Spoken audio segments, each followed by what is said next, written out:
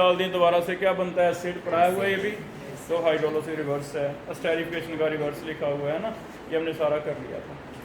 हमने सीधा बता दिया कि हाइड्रोलिसिस है, इसने 5 और 6 अलग अलग नंबर लिख के बता दिए। ठीक है, नेक्स्ट पेज पे आ जाओ। Chemical reactions. केमिकल रिएक्शन में पहला देखो मेटल के साथ रिएक्शन, एसिड मेटल के साथ कैसे रिएक्शन करता है, कोई भी एसिड हो सोडियम के साथ हाइड्रोजन रिलीज करता है। एफर्बिसेंस पड़ा हुआ है NaCO3 के साथ, वही लिखा हुआ है पहले में। ठीक है, तो एसिडिक करैक्टर दिया हुआ है, क्लीवेज है, एसिडिक करैक्टर हमने सारा पढ़ा हुआ है। इसमें ऑर्थो इफेक्ट इतना डिटेल नहीं लिखा हमने, वो भी पढ़ा हुआ है ऑर्थो इफेक्ट। ठीक है, नेक्स्ट चेक करो, अनहाइड्रेट पढ़ लिए थे हमने रिएक्शंस में, एस्टेरिफिकेशन की हुई है, अनहाइड्रेट में P2O5 डाल के करते थे। अच्छा बताओ, फथैलिक एसिड में अनहाइड्रेट अगर बनाना है तो ऑर्थो का बनेगा, मेटा का बनेगा या पैरा का बनेगा? फथैलिक एसिड में साथ साथ होने चाहिए COH, तो ऑर्थो का बनेगा, बाकियों का नहीं बनेगा। ठीक है, PCl3 PCl5 SOCl2 वहीं बता दिया था कि इन्होंने OH हटाना है, इन्होंने ये नहीं देखना कि OH किसका है, OH हटा के क्या लगा देना है, Cl। अमोनिया के साथ बता दिया था कि पहले सॉल्ट बना लेता है, कई बार हो सकता है सीधा वाटर निकाल दे। ये रिएक्शन एस्टेरिफिकेशन में करवा दी थी आपको कि एसिड के साथ जैसे अल्कोहल है वैसे ही एसिड के साथ क्या है, अमाइन है। रिडक्शन पड़ी हुई है, डीकार्बोक्सिलेशन, कॉल्वे इलेक्ट्रोलिसिस पढ़ा हुआ है हमने, सोडा लाइम प्रोसेस भी पढ़ा हुआ है। ये लास्ट एक रिएक्शन बची है हैलोजिनेशन, ये मैं पढ़ा रहा हूँ, बाकी दोनों चैप्टर आप NCERT में से थोड़ा रीडिंग करें। ठीक है, कुछ एक रिएक्शन जो रह गई वो हम पढ़ रहे हैं, लिखो। Carboxylic acid, reaction of acid कर रहे हैं।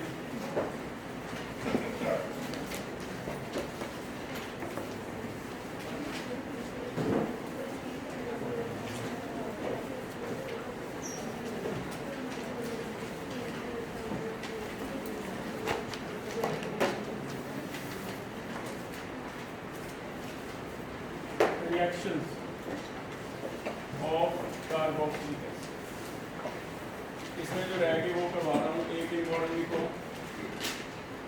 HVZ। HVZ is known as Hell-Bollard-Zelinsky। Hell-Bollard-Zelinsky है HVZ। इसे अल्फा हैलोजिनेशन भी कहा जाता है, अल्फा हैलोजिनेशन।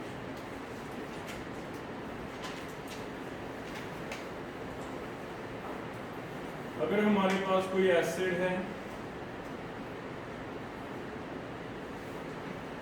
इसकी रिएक्शन आप करवाते हो हैलोजन से, थोड़ा फास्फोरस डालना है, रेड फास्फोरस। रेड फास्फोरस की प्रेजेंस में रिएक्शन होता है, कैटलिस्ट की तरह काम करेगा रेड फास्फोरस। और कैसे होता है, अल्फा कार्बन पे H देखो, ये वाला क्या है, अल्फा कार्बन। अगर इस पे H लगा हुआ है तब ये रिएक्शन होगा, नहीं तो नहीं होगा। सिर्फ इतना करना है कि यहाँ से एक H एक X हैलोजन एसिड बना दो और एक X इसकी जगह लगा दो, H की जगह, ये बन जाएगा CH2, इस पे X COOH। हैलोजन में भी फ्लोरीन, क्लोरीन, ब्रोमीन कोई भी हो सकता है। इट मीन्स कंडीशन है, condition is presence of alpha hydrogen. अगर अल्फा कार्बन पे H है तब तो ये होगा, नहीं तो नहीं। प्रेजेंस ऑफ अल्फा, इसका मतलब क्या, फॉर्मिक एसिड में रिएक्शन आएगी, नहीं आएगी। तो ये क्वेश्चन हमारा बनेगा कि किसमें नहीं होती, अल्फा H ही है नहीं, अल्फा कार्बन ही है नहीं, H कहाँ से आएगा ना, तो नहीं। सेकंड, क्या बेंजोइक एसिड ये रिएक्शन देगा, बेंजोइक, क्या यहाँ पे H है, डबल बॉन्ड आ गया ना, तो कार्बन का पहले से ही 4 पूरा है, there is no alpha hydrogen. या फिर कोई ऐसा कार्बन बना दे कि उस पर H नहीं है, टर्शरी कार्बन दे दे, तो ऐसा इसका क्वेश्चन आएगा, क्या इसमें होगा, नहीं। ठीक है,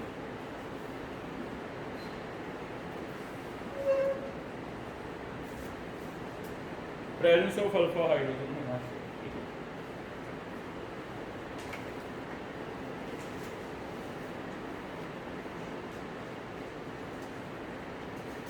इंपॉर्टेंट है, आपको कुछ नहीं करना। अगर आपको लिखा हुआ यहाँ एसिड रेड फास्फोरस I2, तो आपको I लगाना है। कहाँ पे लगाना है ये ध्यान रखना, COH के साथ वाले कार्बन पे, दूर नहीं लगाना।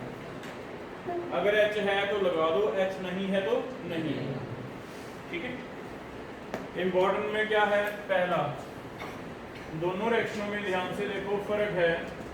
हमने एक रिएक्शन ये भी पढ़ा है PI3, आज रिएक्शन ये पढ़ रहे हैं P+I2, तो सेम ना लो, खासकर एसिड के केस में। अदरवाइज P+I2 को हम PI3 मानते हैं, लेकिन जब एसिड है तो फर्क है। एसिड के केस में क्या होगा, अगर PI3 है तब तो OH हट के क्या लगेगा, I, और अगर P+I2 है तो अल्फा कार्बन के ऊपर क्या लगेगा, I। तो पहला इंपॉर्टेंट ये रहेगा, HVZ रिएक्शन में फर्क।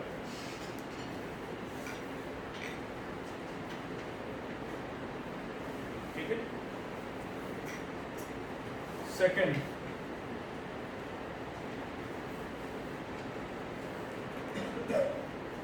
इंपॉर्टेंट है, रिएक्शन रिपीट की जा सकती है।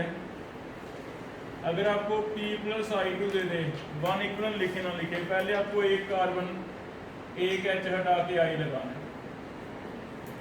लेकिन अगर ये रिएक्शन दोबारा करवाई जाती है तो फिर आप तब तक हटा सकते हो जब तक H लगे। जितने H हैं सारे हटा सकते हो एक एक करके।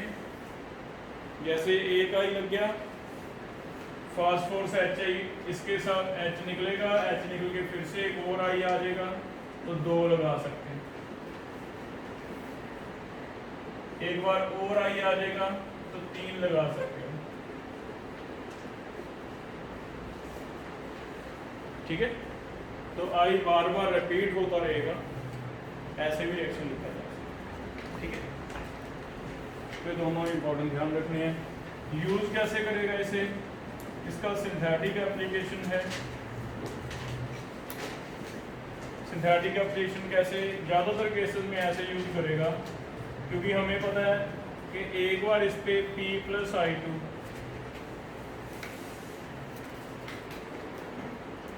कहाँ लगाओगे आयोडीन, बताओ, अल्फा पे। एक बार इस पे I लग गया, एक बार इस पे अल्फा I लग गया,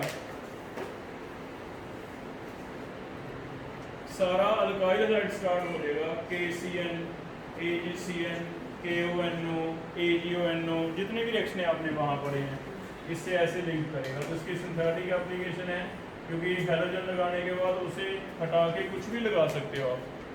तो एसिड के ऊपर एक बार हैलोजन लगा दो, हैलोजन लगाने के बाद इसे लिंक करेगा। चेक करो क्या क्या बनाओगे, KCN, AgCN, KONO, AgONO, अलग अलग प्रोडक्ट बनते हैं। तो I हटाते जाओ, यहाँ पे लग जाएगा CN, I हटाते जाओ, यहाँ पे लगेगा NC, ONO,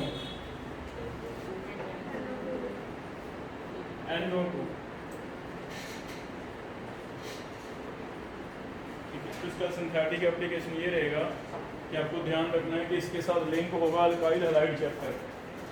एक बार अल्फा H लगा के हटा के उसके बाद हैलोजन अल्काइल हैलाइड की रिएक्शनों पे आ जाएगा।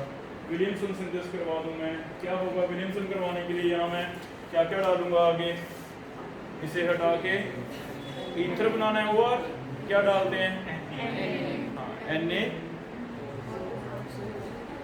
अल्कोहल, RONA के साथ NaI निकल के क्या लग जाता था, RO, तो ईथर्स बन जाते थे। बताओ विलियमसन में कौन कौन से अल्काइल हैलाइड यूज नहीं किए जाते, अराइल हैलाइड एंड विनाइल, है ना, डबल बॉन्ड कैरेक्टर हो जाता है, तो वैसा तो सारा वहाँ से स्टार्ट है। तो इसका मीन्स एप्लीकेशन ज़्यादातर चांसेस है क्वेश्चन बनने के 90% कि आपके रिएक्शन SN2 SN1 में पड़ जाए। ठीक है, बनेगा। पहला रिएक्शन है HBZ रिएक्शन। सेकंड रिएक्शन लिखो। सेकंड इसका रिएक्शन है डी कार्बोक्सिलेशन। डी कार्बोक्सिलेशन में हम मैं इकट्ठी करके लिख रहा हूँ क्या क्या हमने पढ़ा है। डी कार्बोक्सिलेशन का मतलब होता है कार्बोक्सिल ग्रुप रिमूव करना। कहाँ कहाँ हम पढ़ा है? सबसे पहले दो रिएक्शन हमने हाइड्रोकार्बन में पढ़ी हैं। पहला था सोडा लाइम। बताओ क्या था सोडा लाइम प्रोसेस? एसिड में क्या क्या डालते हैं हम? CaOH फ्यूज करना होता है। दो बार रिएक्शन होएगी, पहले ONA बनता है, फिर दोबारा NaOH। इस बार का क्वेश्चन था ऐसे याद है, नीट का साइन था, क्या लिखना चाहिए और मुझे CaO, ये मिसिंग था। सोडियम कार्बोनेट, सोडियम कार्बोनेट निकाल के क्या लग जाता है RH। ठीक है, तो हम पढ़ा है +1 में हाइड्रोकार्बन में, और इस चैप्टर में बहुत बार ट्रीट कर दिया मैंने +2 में। Soda lime. Second Kolbe's, electrolysis. Kolbe's electrolysis में पहले एसिड का सॉल्ट बनाया जाता है, सोडियम का या पोटाशियम का। जिसको याद है कोलवेज इलेक्ट्रोलिसिस में पीछे आपको एक लिंक की थी रिएक्शन के, वो रिएक्शन याद कर लो, सेम ही है। तो ये निकल के रेडिकल बनता था R रेडिकल, और हम वुड्स रिएक्शन करवाते थे कि जो प्रोडक्ट मर्जी बने, this is like with Wurtz reaction. दो R हैं तो R बनेगा, रिएक्शन इज ठीक है सिमिलर टू वुड्स रिएक्शन। इसमें हमने साइक्लिक भी बनाए थे, एल्कीन भी बनाए थे, बहुत इंपॉर्टेंट रिएक्शन। तीसरा हमने पढ़ा हुआ है डीकार्बोक्सिलेशन, हंसलीकर। सारे पढ़ रखे हमने पहले से, किसी बुक में द्वारा लिख दिए होंगे बस ये। हंसलीकर किसको याद है? सिल्वर सॉल्ट प्लस क्लोरीन या ब्रोमीन। ये क्यों लिखा आता था? CCl4 हीट करना है हाई टेम्परेचर। किसको याद है क्या क्या निकलता है? दो Br में से एक R के साथ एक AgBr, RBr plus CO2 plus. ठीक है, तीनों पढ़ा है। अब लास्ट एक चौथी रिएक्शन में ऐड करता हूँ इसमें, डीकार्बोक्सिलेशन में। तो एसिड चैप्टर हमने पढ़ रखे रिएक्शन, कोई भी बुक उठाओ वही रिएक्शन दोबारा से लिखी हुई है जो हमने अलग अलग जगह पर। ठीक है, हमने जो पढ़ना है यहाँ पे वो है beta keto decarboxylation. Beta keto decarboxylation. एक और डीकार्बोक्सिलेशन ये है कि अगर आपके बीटा कार्बन पे कीटोन आ जाए, कीटोन जरूरी नहीं है एग्जैक्टली, CO ग्रुप आ जाए, ये वाला CO ग्रुप आ जाए, तो इसमें सिर्फ और सिर्फ कुछ भी नहीं लिखेगा, कोई रेजन डालना ही नहीं, ना लाइम डालना है, ना NaOH डालना है, कुछ नहीं डालना। एक ऐसे हीट किया जाएगा साइन, और हीटिंग के साइन से आपने CO2 निकाला। ये जो डीकार्बोक्सिलेशन हुआ है ये बहुत इंपॉर्टेंट है, क्योंकि कहीं भी सिर्फ लास्ट पे ट्रायंगल का साइन लिख देगा, हमें याद नहीं आता, क्योंकि रिजल्ट होता फिर तो याद रखते हैं। तो हीटिंग का साइन देगा, इसे कहा जाता है बीटा कीटो डीकार्बोक्सिलेशन। तो इसका रीज़न उसने बताया है, वो कहता है पेरीसाइक्लिक रिएक्शन है, पेरीसाइक्लिक ट्रांजिशन स्टेट बनता है इसमें। पेरीसाइक्लिक कहा जाता है कि वो साइक्लिक रीअरेंजमेंट होकर रिएक्शन हो जाए, उसे कहते हैं pericyclic reactions. Cyclic transition state बनता है, और वो कैसे बनेगा ध्यान से देखते हैं। अगर हमारे पास है CO, यहाँ पे CH2, यहाँ पे OH इधर आ जाएगा, बताओ ये कौन सा बॉन्ड बना रहा है?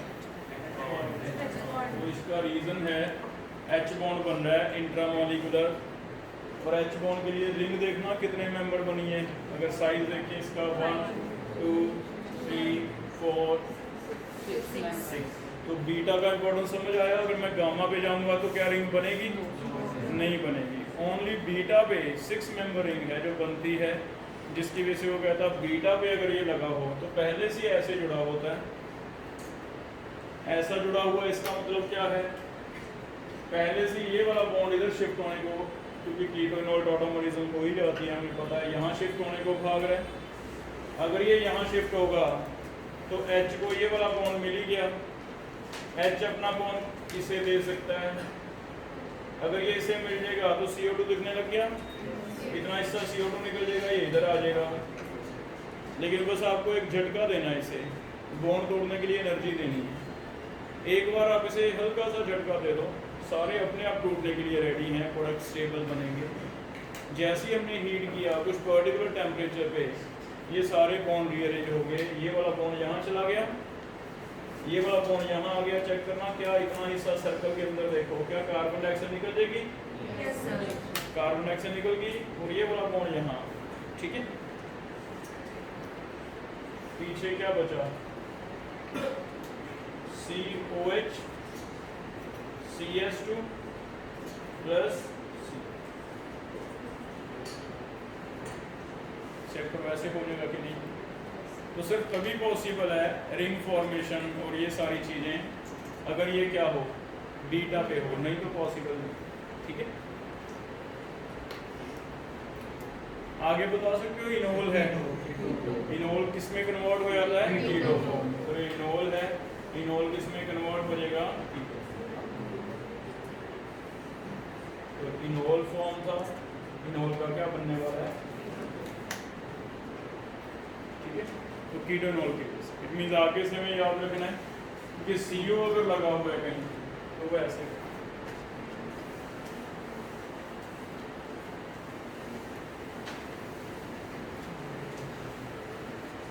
हो जाएगा बेटा। इम्पोर्टेंट लिखो, इम्पोर्टेंट है पहला इम्पोर्टेंट। ये कोई रिएक्शन या ये कोई एसिड का नेम याद है?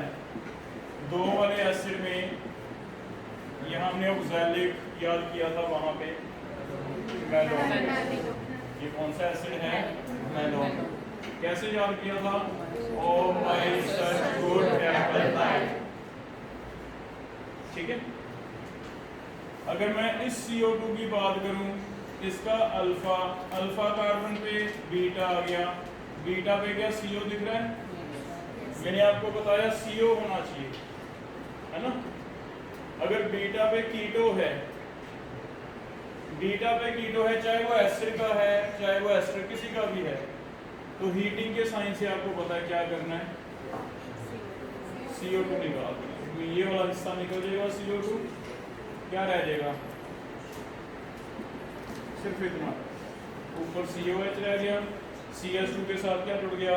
H, एसिडिक एसिड बन जाता। तो कहीं ऐसे लिखा हो कि malonic acid is thermally unstable, तो हम कहेंगे yes, malonic acid thermally unstable है। क्यों अनस्टेबल है? क्योंकि हीट करने से किस में कन्वर्ट हो जाता है? एसिडिक। तो मैलोनिक एसिड हीट करने से किस में कन्वर्ट हो जाएगा? एसिड हो जाएगा। तो इसी वजह से दूसरा इसका ध्यान देना है, ऐसे कंफ्यूजन क्रिएट करेगा। इसका मतलब दो COH एक ही कार्बन पे, जैसे होता ना एक कार्बन पे दो OH नहीं हो सकते, वैसे ही हो गया कि एक ही कार्बन पे दो COH नहीं हो सकते। अगर कभी एक ही कार्बन पे दो COH हैं, उन्हें हीट किया जाए, हीट करने से क्या निकल जाएगा? Carbon dioxide. तो इसे ऐसे इंपॉर्टेंट भी याद कर सकते हैं हम। इंपॉर्टेंट है 2 COH on same carbon are thermally unstable। Unstable नहीं लिखना, क्या लिखना है? ये इंपॉर्टेंट है। थर्मली अनस्टेबल मींस हीट करने से स्टेबल नहीं, हीट करने से एक निकल जाएगा दूसरा रह जाएगा, ठीक है। तो थर्मली अनस्टेबल।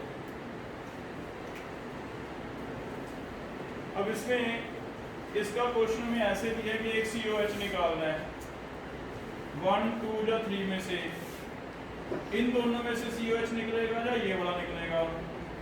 तो इन दोनों में से निकले, क्योंकि एक ही कार्बन पे दो होने चाहिए। अगर एक ही कार्बन पे दो हैं, इसके साथ मैं देख लेता हूँ, इसके साथ अगर ये देखें अल्फा, ये बीटा, क्या इस COH के लिए बीटा पे कीटोन आ रहा है? नहीं आ रहा, तो गामा पे चला गया। इनके लिए आपस में आ रहा है, ये 1, ये 2, ये 3, 1,3 डाई एसिड है। अगर ये अल्फा है तो ये क्या हो गया? बीटा।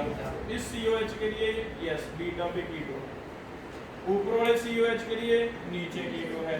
तो इनमें से जब मैं हीट करूंगा तो ऊपर COH में से एक निकल जाएगा, क्या बनेगा? एक COH निकल जाता है, एक नीचे आ जाएगा,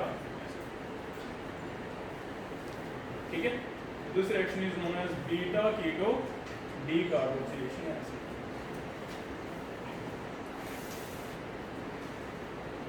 करेगा बेटा, ये दो रिएक्शन HBZ और बीटा कीटो डीकार्बोक्सिलेशन में नहीं पड़े होते। और लास्ट एक लिख लो, हीटिंग ऑफ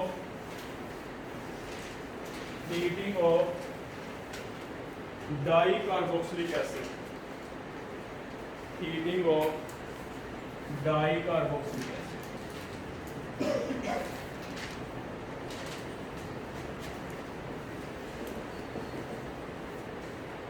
डाइकार्बोक्सिलिक एसिड में वही जो भी लाइन हम याद करते हैं हमेशा, oxalic O my such good Apple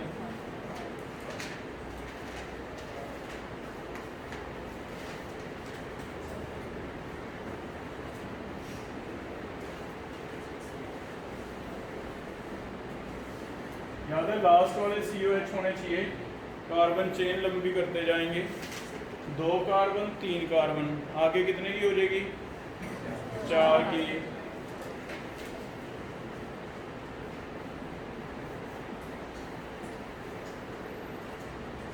फिर 5 की,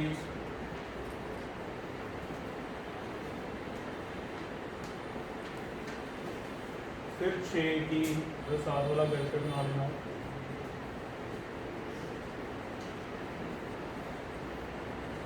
आपको क्या करना है? हीटिंग से वाटर निकालना है। ये तो चलो अलग ही, इनमें से कौन सा बीटा कीटो डीकार्बोक्सिलेशन होगा? कौन सा ऐसा है जो एक ही कार्बन पे 2 होने नहीं चाहिए? तो ये तो अलग हो गया। ये हीटिंग से तो सीधा एसिडिक एसिड बना दो, क्योंकि ये तो कॉन्सेप्ट ही अलग है। This is beta keto. बाकियों का हीटिंग से वाटर निकाल के आपको एनहाइड्रेट बनाना है, साइक्लिक, लेकिन वो एनहाइड्रेट स्टेबल होना चाहिए, या तो 5 मेंबर या फिर 6। अगर वो 5 या 6 नहीं है तो याद रखो एक CO2 भी निकलेगी, जैसे पहले में देखते। अगर H एंड OH वाटर निकलता है, मैंने कहा वाटर निकालना है, तो ये तो कंसेप्ट ही अलग हो गया। वाटर निकाल के रिंग बना के देखना है, क्या वो एनहाइड्राइड आपका स्टेबल है या नहीं। कौन सा स्टेबल है? ओनली 5 एंड 6 मेंबर स्टेबल है, सिर्फ ये वाला स्टेबल है, बाकी अनस्टेबल। तो क्या ये 5 या 6 मेंबर है? कितने मेंबर है? 3 मेंबर। अगर ये 3 मेंबर है तो इसमें से आपको क्या करना है? CO2 निकाल, CO2 निकाल के ये बन जाएगा CO2 प्लस एक CO2 निकल जाता है, एक क्या निकल जाता है?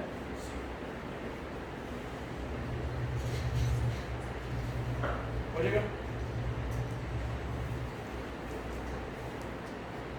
इसमें देखते हैं सक्सिनिक में रिंग बना के देखना, क्या रिंग तुम्हारा स्टेबल बनता है? अगर स्टेबल है तो ठीक है, नहीं तो CO2 भी निकालते हैं।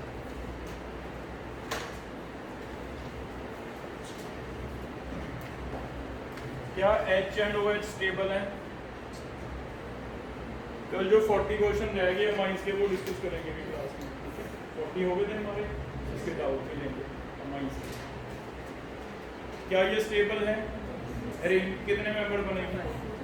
5 स्टेबल है। फिर तो अगर यहाँ मैं जोड़ता हूँ इसे, तो 1 2 3 4 5।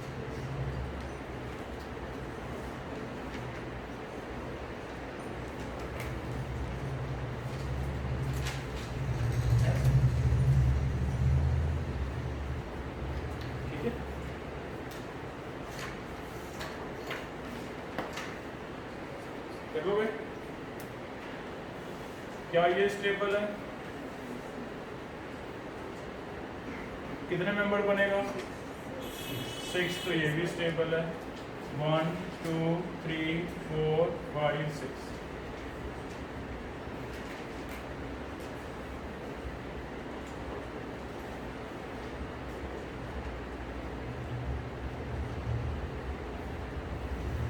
ठीक है, 6 मेंबर भी स्टेबल है, तो अनहेरिड बनेंगे। Yes.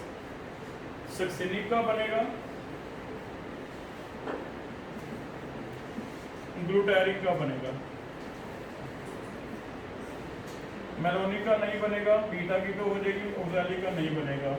No anhydride on heating. क्या एडिपिक का बनेगा एनहाइड्राइड ऑन हीटिंग? क्योंकि रिंग कितने मेंबर जाएगी? अगर 7 बनती है तो आपको क्या बताया कि बीच में से क्या निकल जाता है? डीकार्बोक्सिलेशन, हीटिंग से कार्बन डाइऑक्साइड। ये सिर्फ रिंग की स्टेबिलिटी की वजह से हो, क्योंकि रिंग इज नॉट स्टेबल, तो ये CO2 निकल जाएगा। ये CO2 निकल के हमारे पास फिर क्या बनेगा? कीटोन रह गया।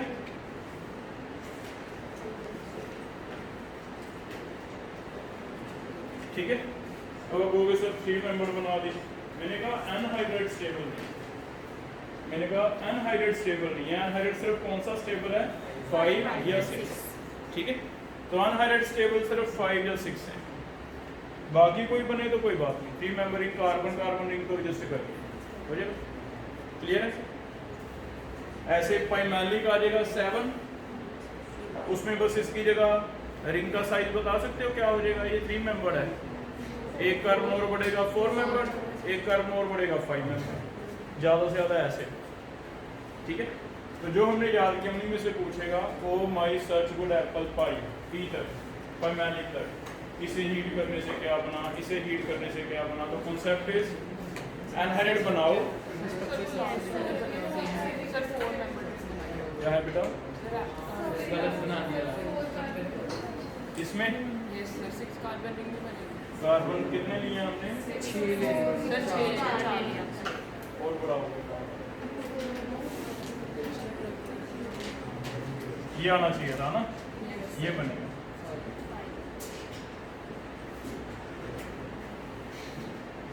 लेकिन फिर से आपको ध्यान रखना है कि 5 और 6 मेंबर अनहाइड्रेट की बात हो रही है स्टेबिलिटीज की, ये स्टेबल नहीं होते। कीटोन्स मिलते हैं हमें, कीटोन्स हमने 3 मेंबर में ग्रीनर रिंग से रिएक्शनें पढ़ी हैं, 4 मेंबर में रिएक्शनें पढ़ी हैं। Ketones are available, 3 member ring भी बनती है, 4 मेंबर भी।